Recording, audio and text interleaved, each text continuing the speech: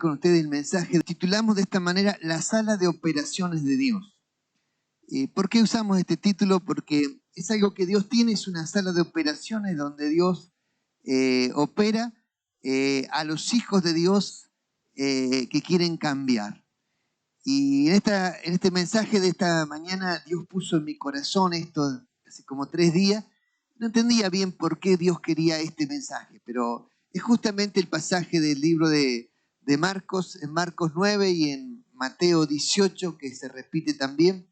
Y vamos a leer algunos versículos de cada uno de los pasajes.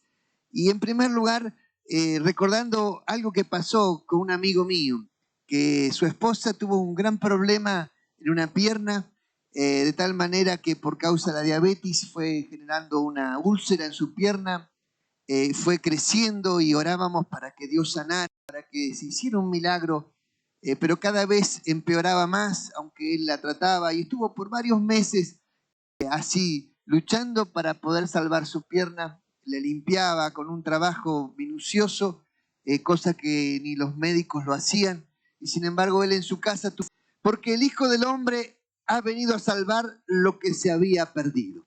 Lo primero que yo tengo que entender que la esencia del reino de Dios es que Jesucristo vino a salvar lo que se había perdido. Y los ojos de Dios están sobre las personas que andan perdidas en este mundo, en sus pecados, en sus problemas, en su enfermedad, que están lejos de Dios. Cuando una persona está lejos de Dios, comete toda clase de males contra sí mismo y contra las demás personas. Y por eso podemos ver toda clase de aberraciones en esta sociedad, porque la sociedad en la que estamos viviendo anda lejos de Dios. Y cuando una persona anda lejos de Dios, el pecado está latente en su vida y el pecado domina su vida, controla su vida, sus emociones, sus sentimientos, sus acciones, sus pensamientos y aún su cuerpo lo controla el pecado cuando una persona está lejos de Dios. Por eso es que vino el Hijo del Hombre, Jesucristo, a salvar lo que se había perdido. Y este es el plan de Dios. El primer plan de Dios es salvar a los pecadores. Por esa razón Jesucristo vino a salvar a los pecadores. El apóstol Pablo decía, de los cuales yo soy el primero. Él reconocía su pecaminosidad en sí mismo, porque él dice, yo ni siquiera merezco ser un predicador del evangelio, porque yo mismo perseguía a la iglesia, mencionaba el apóstol Pablo en su disertación. Otro pasaje que habla de la esencia, Mateo 18:14, y dice así, así es la voluntad de vuestro Padre que está en los cielos, que no se pierda uno de estos pequeños. Así que otra de las esencias de lo que Dios quiere es que nadie se pierda de los que alcanzan a conocer a Dios. Y aquí está el gran pensamiento de Dios. No solo es salvar a las almas, sino es cuidar a las almas. Las dos cosas son sumamente importantes. Salvar las almas es importante, pero si las salvamos y no las cuidamos, las almas se pueden perder, las personas se pueden alejar de Dios. Por lo tanto, esto tiene que estar en el corazón de cada creyente. El hecho de salvar a las personas, de que lleguen personas nuevas, para nosotros es una bendición que la gente sea invitada a acercarse a Dios.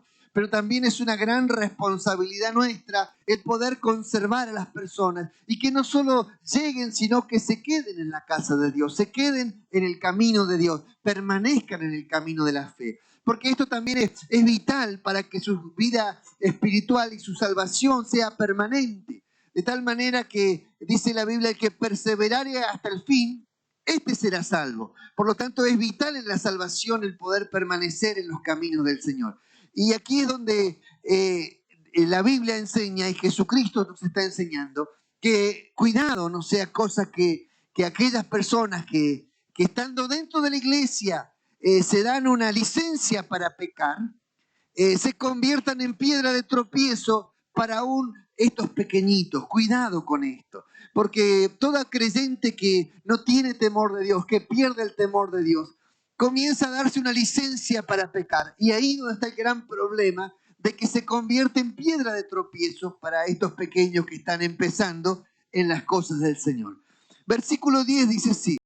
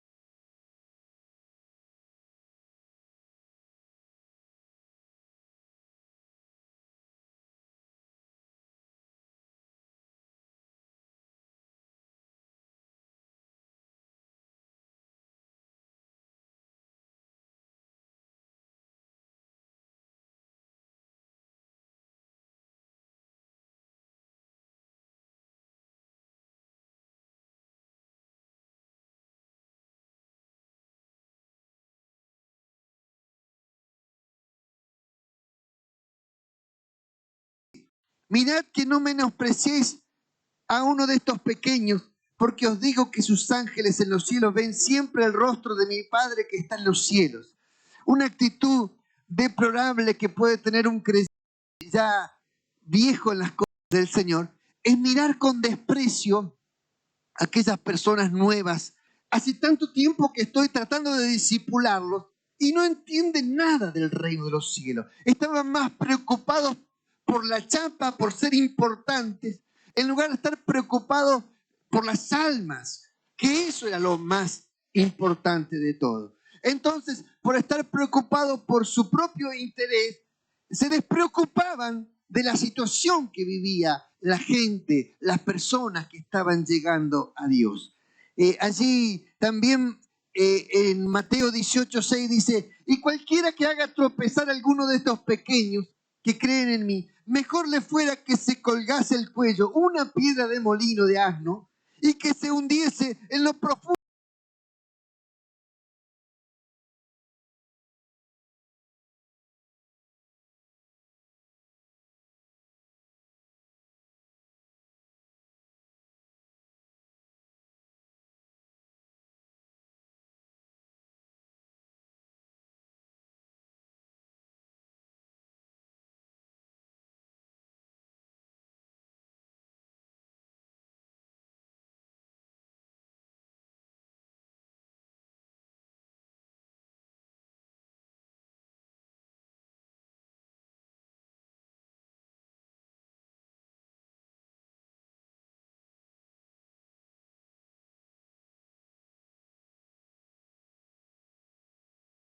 del mar.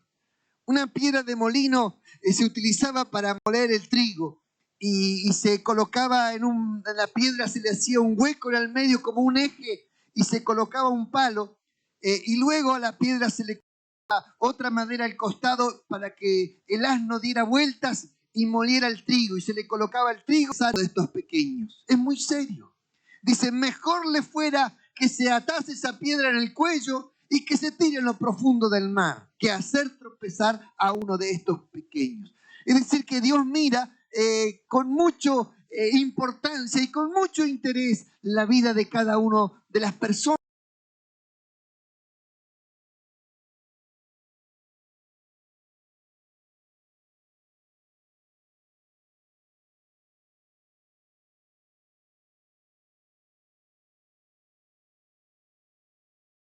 nuevas que están llegando a los pies de Cristo. Lo mira con mucho interés. Por eso es tan importante que la iglesia asuma este nivel de responsabilidad y este nivel de cuidado a las personas nuevas y a la vez este nivel de cuidado hacia sí mismo, porque cada niño que usted tiene en su casa observa su conducta, observa su hipocresía también y observa si usted es leal a lo que cree o no es leal a lo que cree.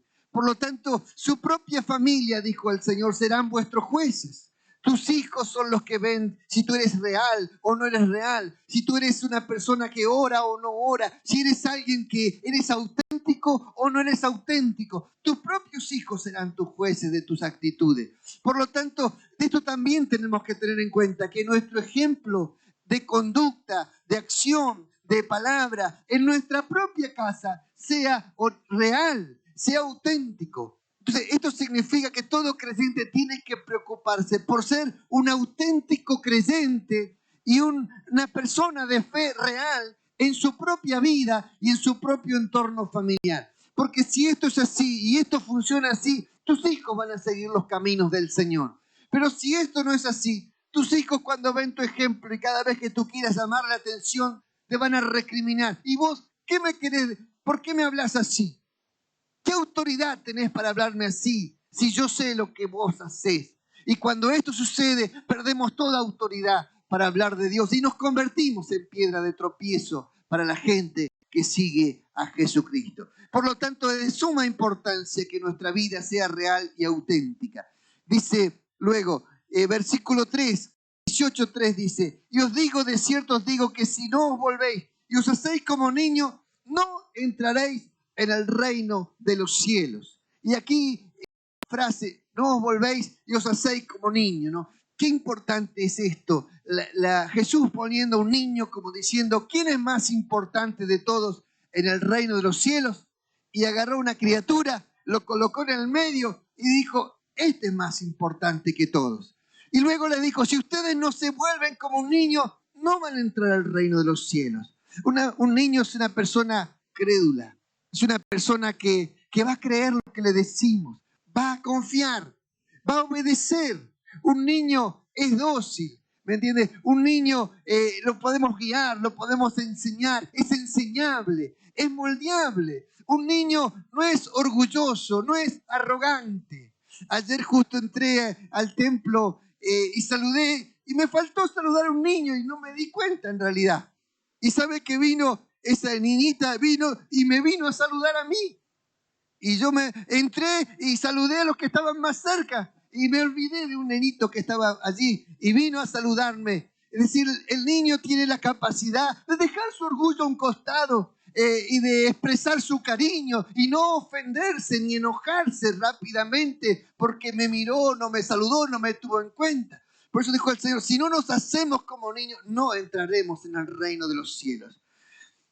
Cuando la persona empieza a sufrir esta enfermedad de volverse insensible a la tarea más importante del reino de Dios, que es salvar almas y cuidarlas para que lleguen al cielo. Dijo el Señor allí en Mateo 18:7, ay del mundo por los tropiezos, pero es necesario que vengan tropiezos, pero ay de aquel hombre por quien viene el tropiezo, ay de aquel hombre por el que vienen los tropiezos. Los tropiezos, ¿me entiende? Dice que es necesario que vengan los tropiezos, porque los tropiezos y los problemas ayudan a cada creyente a aferrarse a Dios. ¿Quién no ha tenido un tropiezo en la vida? ¿Quién no ha tenido una caída en la vida?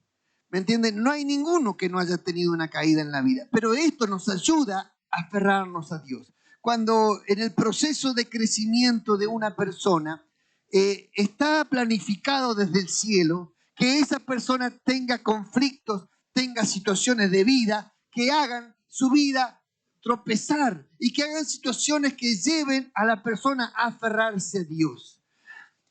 Hay una idea que nace de esto, que siempre va a haber una persona carnal que haga sufrir al espiritual, para que el espiritual pueda crecer y madurar. El problema es cuando el carnal es el que se supone que tiene que ser espiritual, más maduro. Esto pasa en una familia cuando los padres se vuelven adolescentes y resulta que los niños tienen que ser los que toman decisiones porque los padres no tienen la capacidad de resolver los problemas a los niños y los niños tienen que asumir un rol de maduración inmediata para poder ayudar a resolver los problemas de la casa. ¿Por qué sucede esto? Porque hay un problema, una enfermedad mental en la mente de estos padres que de repente les agarra la adolescencia, les agarra una forma de vida en donde quieren dejar de tener responsabilidades. Y esto genera un trauma en sus hijos. Por esa razón necesitamos entender completamente este mensaje para poder vivirlo y practicarlo. ¿Qué sucede cuando hay allí en el cuerpo un problema en la sangre, en las venas, que la sangre no puede circular perfectamente? Cuando la sangre no puede circular en el cuerpo, sucede algo que le llaman los médicos un EVP, que es enfermedad vascular periférica. Yo estuve leyendo un poquito para poder explicarlo, y es justamente cuando hay un engrosamiento de las venas. Por lo tanto, interiormente se afina, digamos, el diámetro de nuestras venas y la sangre circula con mucha más dificultad. Por lo tanto, no llega oxígeno ni la sangre oxigenada a las distintas partes de nuestras piernas o de nuestros brazos. Y esto genera un problema de circulación que necesita sí o sí tratarse.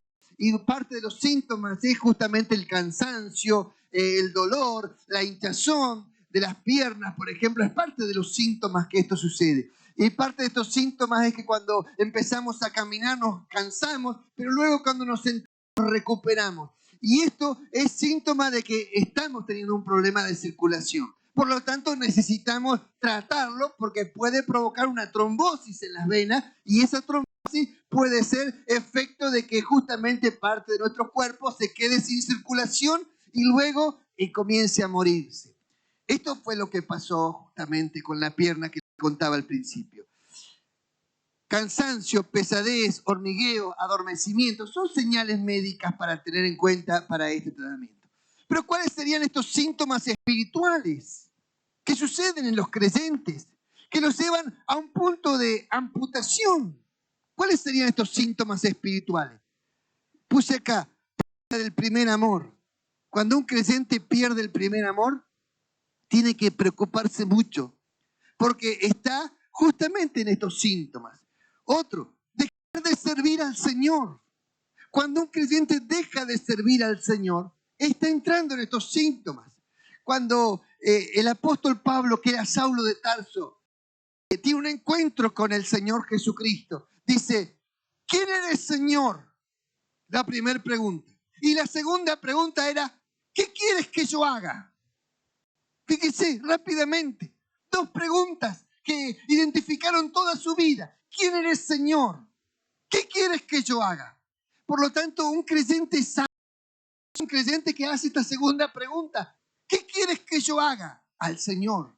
Y el Señor obviamente que le va a indicar qué es lo que Él quiere y cuáles son los planes de Dios para cada uno de nosotros en esta vida. Entonces, por lo tanto, un síntoma de esta pérdida de vitalidad, de vida, es justamente esto, un síntoma dejar de servir al Señor, es uno de estos síntomas.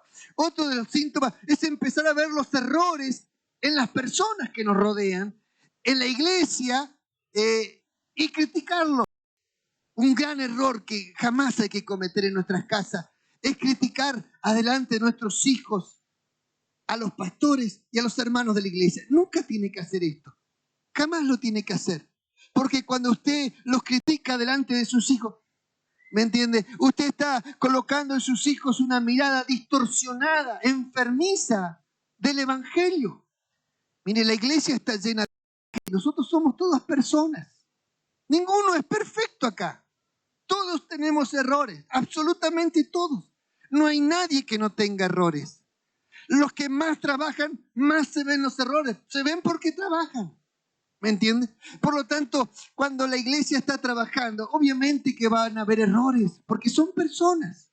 Y uno tiene que aceptar que las personas tienen errores y pueden equivocarse, pueden decir las cosas de una manera que te duele, que te hiere. Lo importante es que te lo dijo, ¿me entiendes? Capaz que usted está yendo en un camino hacia un lugar que está cortada la ruta y viene alguien, te avisa, te tira una piedra para avisarte, te hace una señal, ¿me entiendes?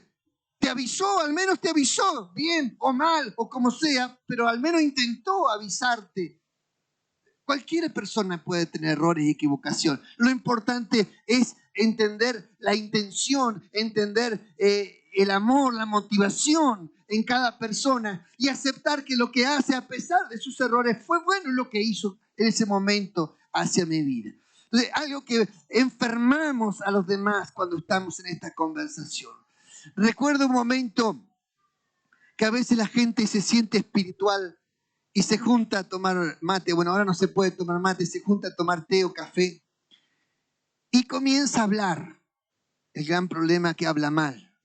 Y se genera un estado anímico que habla mal. Lo mismo pasa ahora cuando usted prende la televisión y escucha las noticias y una medida que toma a uno le gusta, a otro no les gusta. Pero si todo el día estamos escuchando la crítica, la crítica, la crítica, terminamos aceptando la crítica como que es parte de la vida, ¿me entiende?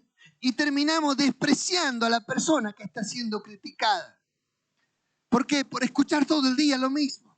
Entonces, cuando una persona está mal, lamentablemente contagia. Por esto es un secreto hacia el comercio. Y el secreto del comercio es que una persona que tú atiendes bien en tu comercio o en tu lugar de trabajo va a hablar 3 veces bien de ti, 3 veces bien de ti.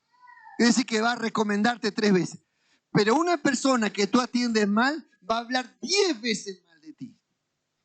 Por lo tanto, el secreto es no dejar que un cliente quede desconforme. No dejar que una persona esté mal, porque si está mal y se va mal, esa persona te va a criticar 10 veces. Por lo tanto, esto es lo que nos lleva a nosotros a entender la importancia de no enfermar a nuestra propia familia con nuestro desgano, con nuestra dejadez. No enfermar a nuestros seres queridos, nuestros amigos, a los hermanos de la iglesia con nuestros propios problemas. Por eso la Biblia dice, cuidado, no sea que alguna raíz de amargura brote entre vosotros. Dice, y por esa raíz de amargura muchos sean contaminados. Por lo tanto, una raíz de amargura, que significa un enojo que uno tiene, puede contaminar a toda una familia entera. Hay familias que de repente se odian porque los padres tuvieron un problema allí en el pasado y nunca lo arreglaron ese problema. Y ellos contaminaron la familia, contaminaron a los hijos y a los nietos también. Y las familias se odian sin saber por qué se odian. Porque pasó el tiempo, ¿me entiendes? Y se siguen odiando porque ya nacieron con la idea de que esa familia es complicada, esa familia es problemática. Y nunca tuvieron un encuentro con esa familia porque fueron contaminados sus pensamientos. El cuarto síntoma es dejar de congregarse. Dice el texto de la Biblia, como algunos tienen por costumbre. Empiezo a ir a la iglesia esporádicamente. Bueno, cuando puedo, cuando tengo tiempo, cuando me siento mal, voy a recibir, como a cargar las pilas. Me siento esa idea, cargar las pilas. Y la realidad es que Dios nos llamó para ser de bendición. No nos llamó para recibir bendición. Dijo el Señor, te bendeciré y serás de bendición. Entonces el proceso que Dios hace en cada creyente que está sano es recibir la bendición de Dios para poder transmitir la bendición de Dios. Pero en este caso comienzan las personas a perder esa parte, la responsabilidad por la obra de Dios. Ya no la apoya, ya no trabaja, ya no le importa, le da lo mismo. Y ahí está el gran problema, le da lo mismo. Y ahí es donde la persona llega a enfermarse. Y luego nos convertimos en tropiezos para los nuevos cristianos. Y ahí está el gran problema que tenemos que tener en cuenta. Mire, las cosas que hay que cortar para salvar nuestra alma. Dice, hay gente que dice, Dios me ama y me entiende. Yo soy así y a esta altura de mi vida no voy a cambiar. Frases que yo escucho por así. Leíamos al principio, cuando la sal pierde el sabor, cuando el árbol deja de dar fruto, hay que tratarlo para salvarlo. No es que el médico va a llegar y va a cortar una pierna, va a cortar un ojo, no. Primero vamos a tratar de salvarlo, si no nos quedaríamos ninguno acá sanito, estaríamos todos lisiados. Entonces, primero hay que tratar el tema. ¿Cómo lo tratamos? Dice, Dios nos pone un tiempo de crisis a veces para que reaccionemos. Nos hace pasar por crisis en la vida y las crisis nos ayudan a reaccionar, ¿me entiende? Nos ayudan a actuar, a realmente a valorizar lo importante, la importancia de las cosas. A veces valorizamos las cosas lamentablemente cuando las perdemos, ¿me entiendes? Tenemos un buen trabajo, ¿me entiendes? Pero estamos desconformes por las horas de trabajo, por el tiempo que hacemos, por lo sucio que es, por esto, por aquello. Pero cuando no tenemos trabajo, empezamos a mirar, pucha, la verdad que estaba re bien cuando estaba trabajando. ¿Me entiendes? Y empezamos a anhelar. Entonces, cuando entramos en crisis, valorizamos aquello que perdimos. Por lo tanto, Dios nos pone en un tiempo de crisis. Otra de las cosas que nos hace es escarbar las raíces, ¿me entiendes? Para abonarnos, para que el árbol pueda dar nuevamente, agarrar fuerza. Otra de las cosas que hace Dios, podar los árboles. Vio que cuando uno poda los árboles, hay personas que saben podar y cuando podan el árbol, al año siguiente viene mejor el árbol, viene mejor la fruta, crece mucho mejor porque fue podado. Algunos son unos bestias podando, como decía Mario el otro día, y agarran la motosierra y cortan lo que se les cruce. Y obviamente los árboles sufren, lastimados, porque no lo sabe hacer y lo hace a lo hachazo, ¿no? A lo bruto. ¿Me entiende? Porque no lo sabe hacer. Entonces lastima, hace más daño que beneficio. Otra de las cosas que Dios nos llama celos. a celos. ¿Y cómo es eso de llamarnos a celos? Dice Dios al pueblo de Israel que había entrado un tiempo de arrogancia. Dice, llamaré un pueblo que no es pueblo. Dice, para celarlos, para celarlos. Y así llamó a los gentiles. A los gentiles entramos al reino de los cielos porque los judíos no quisieron aceptar a Cristo. Entonces, allí entraron los gentiles. Dios nos llama celos. Y de tal manera que llama a otras personas y esas personas comienzan a servir con ganas, con entusiasmo, y allí nos da celos. ¿Cómo me está bendiciendo a esta persona y a mí no me está bendiciendo? Lo llama celo para demostrarle y mostrar a Dios que Él también me quiere usar a mí, pero no me está usando porque yo no quería estar en ese camino. Y allí es donde Dios trata de un tratamiento con nuestras vidas. Y allí Mateo 18:8 dice, por lo tanto, si tu mano o tu pie te es ocasión de caer, córtalo y échalo de ti. Mejor te es entrar en la vida cojo manco que teniendo 2 manos y 2 pies, ser echado en el fuego eterno.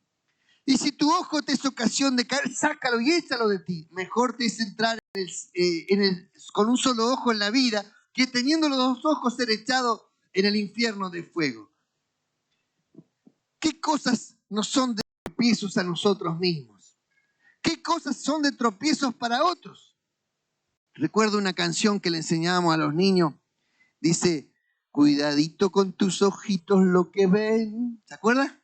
Cuidadito con tus ojitos lo que ven, que hay un Dios de amor que mirándonos está. Cuidadito con tus ojitos lo que ven. Bueno, y así se repetía los ojos, los oídos, la boca, la mano y los pies. Quiero largarme porque tengo un tiempo muy limitado. Si no, se la canto toda. Bueno, en fin, cuidar nuestra vida, lo que vemos. ¿Me entiende? Hoy usted puede ir al banco, justamente estaba viendo una propaganda que estaba el padre sentado en un banco hecho de una madera, pero en el patio de su casa, y le decía a la hija por teléfono, no, estoy en el banco, decía, está sentado en un banco, un banco de madera, y le estaba transfiriendo plata a la hija en otro lado, ¿no? Porque hoy se puede hacer todo esto desde la casa.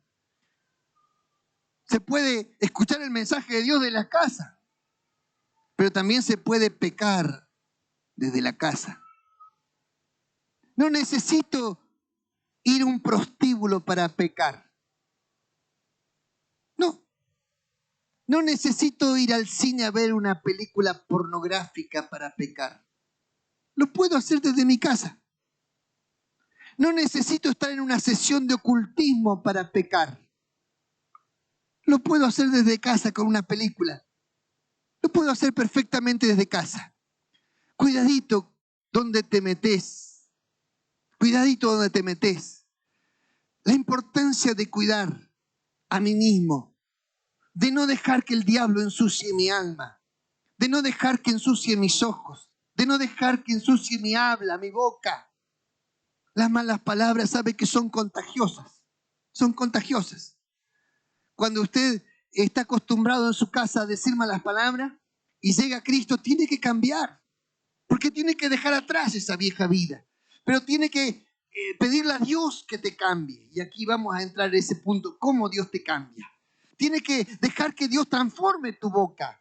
Y luego que Dios saque esas malas palabras de tu boca y entre un amiguito de tus hijos a tu casa y venga a jugar y diga malas palabras, ya te va a molestar enseguida porque te vas a dar cuenta que eso está mal y que contamina a tu hijo esa forma de hablar. A veces vienen los hijos de la escuela y vienen con un montón de cosas pegadas.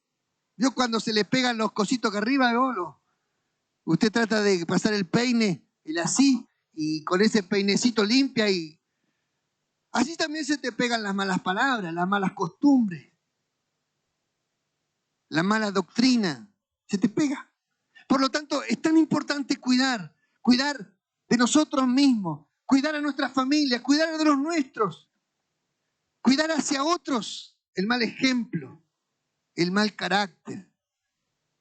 Las cosas que hacemos en casa, a veces hablamos de Dios, muy lindo, pero en la casa, cuando nos enojamos, Dios está muy lejos. No nos damos cuenta, como decía esta canción, que hay un Dios de amor que mirándonos está. Nos enojamos con ira de mundanos. ¿Cómo se pelea un mundano cuando se pelea? Bueno, al mundano no le importa nada, ni lo que digan los vecinos, ni lo que diga, no le importa. Tiene que insultar, insulta, tiene que tirar cosas, tira, tiene que romper cosas, rompe, tiene que golpear, golpea. Un mundano no tiene ningún temor de Dios.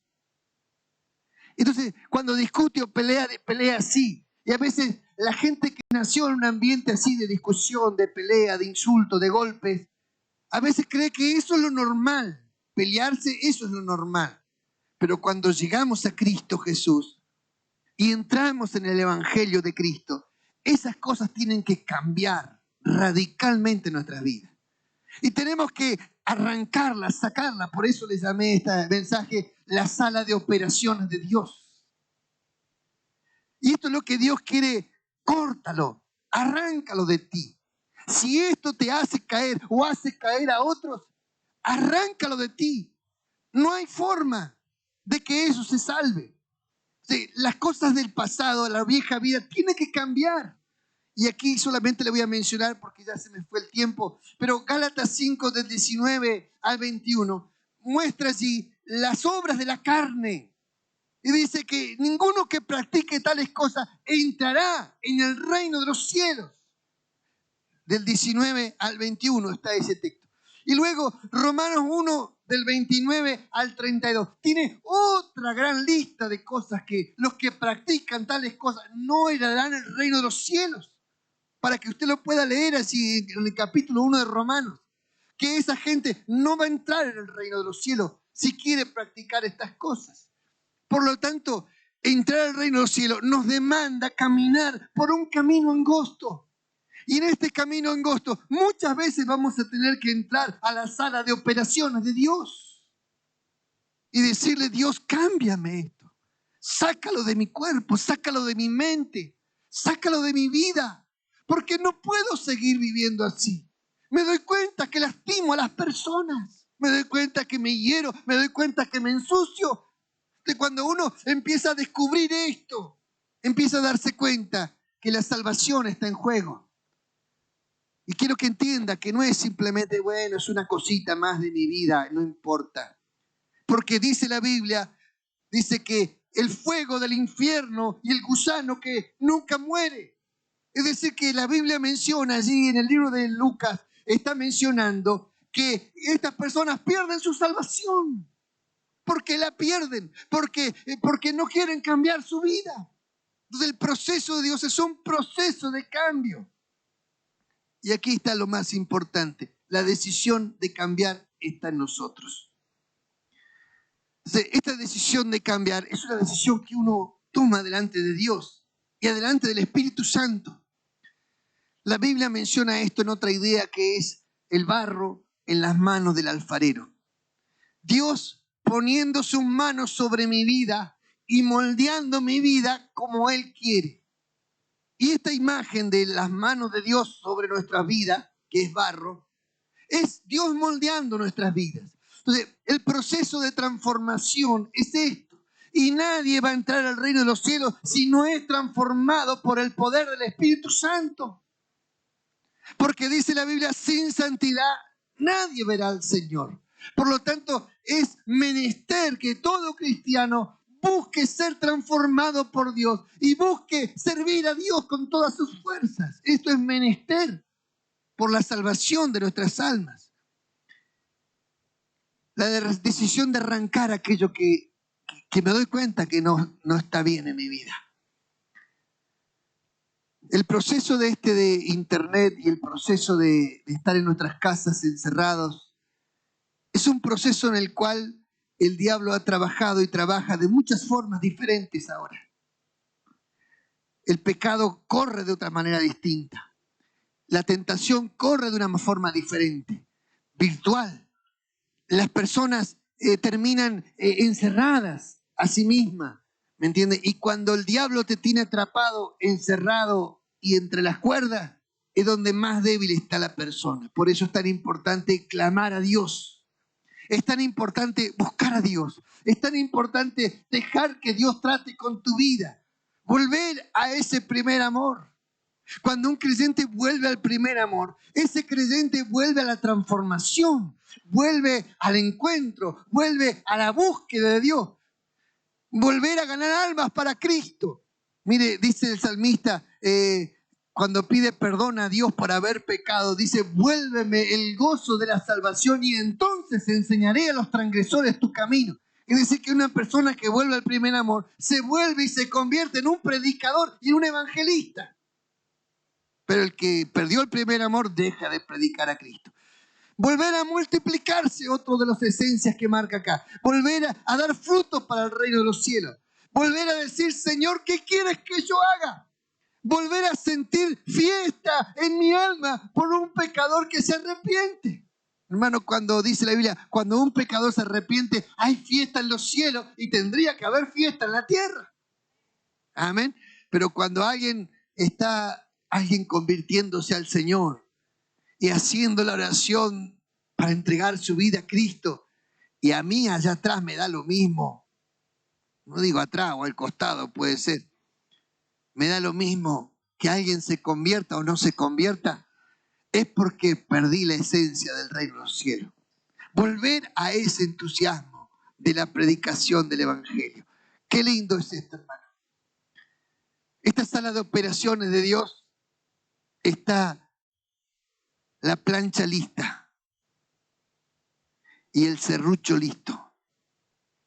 Porque es así como una herramienta de carpintero casi. Y Dios te está diciendo, si tu mano te es ocasión de caer, córtala.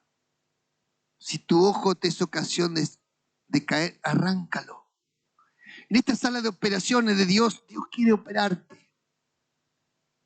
Pero tal vez primero quiere tratarte. Porque ningún médico opera sin tratar.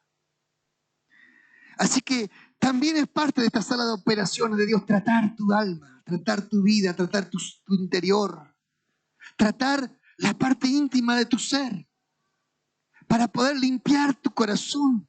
Y esto es lo que quiere hacer Dios, hermano querido, porque Dios está sumamente interesado en una iglesia sana, sumamente interesado en una iglesia poderosa, sumamente interesado en ver tu vida como un creyente que tenga vestiduras blancas, resplandecientes, como una iglesia gloriosa. ¿Cuánto más cuando el día del Señor se acerca? Aquí es donde quiero invitar a cada persona a cerrar tus ojos, por favor.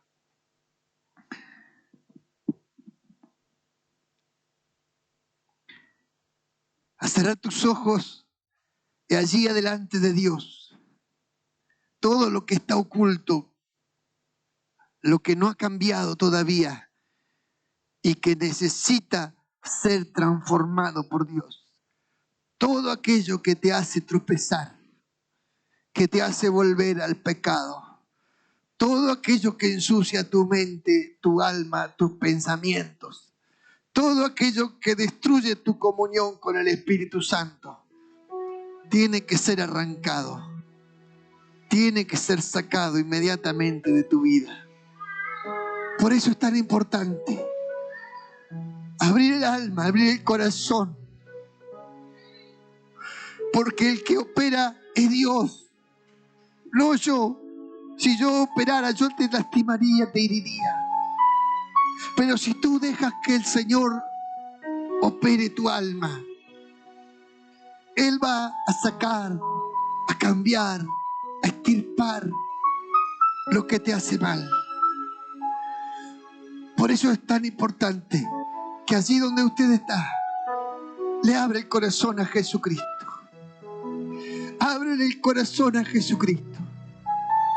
Que Él te conoce más que nadie. Él sabe lo que pasa dentro de ti.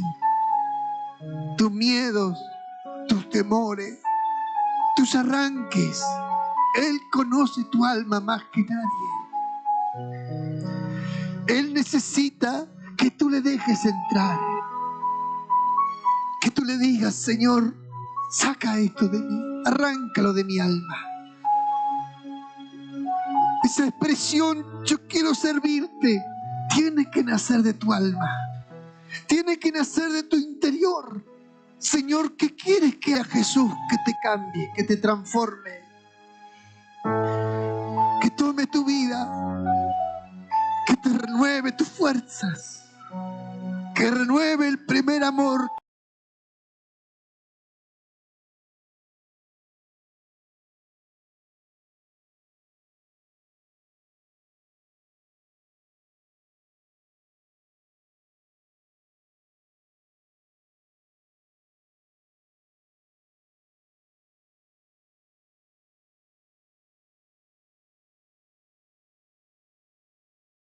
que hay en ti, que está dentro tuyo, que solo tiene que revitalizarlo, Dios.